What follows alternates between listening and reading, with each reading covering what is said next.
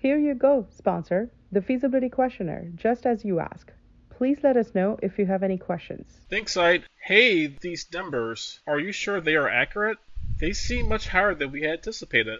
It's a good problem to have, but we just want to make sure we're not planning for a space mission. Well, we did the best that we could to complete it accurately with the information we had. We have only this summary of the protocol, and the feasibility system did not really give us the time to investigate the questions. After discussions with our physicians and our staff and the report from our database, we made educated guesses. Alright then, thank you for completing this. We'll get through this process and we'll get back to you. Amazing, thanks so much, we'll be ready. 6 months later. Site, we need to talk. Your enrollment numbers are sluggish at best. They are nowhere near projections from feasibility.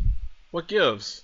We are trying as best as we can, sponsor. When the full protocol came out, it included a number of exclusionary variables that were not in the feasibility.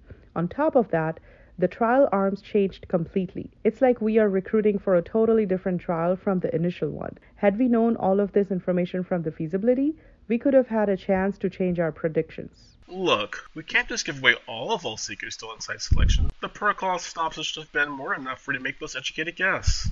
Apparently not. We will do our best. But our answers can only be as accurate as the information and the time that you give us. Maybe so. But we'll ponder that. In the meantime, we sent you another feasibility questionnaire with the trial summary. Please work your magic and get back to us by the end of the week.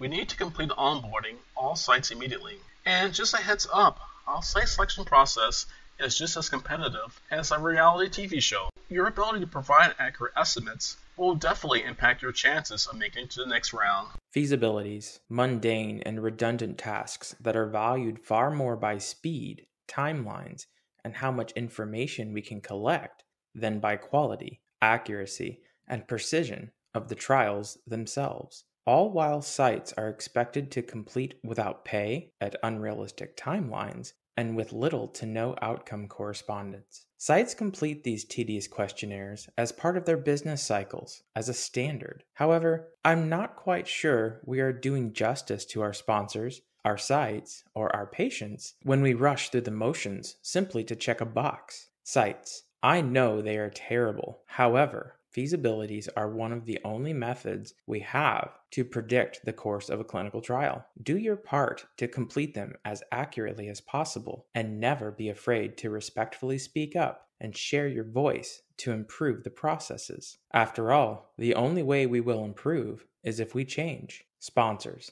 sites aren't nearly as dishonest or inflated as you might think on their feasibilities. The good sites out there are actually working hard to give you good and accurate information, but they can only do as well with their predictions as the information that you give them. We are all after the same objective here, to develop quality research experiences for our sites, our sponsors, and importantly, our patients.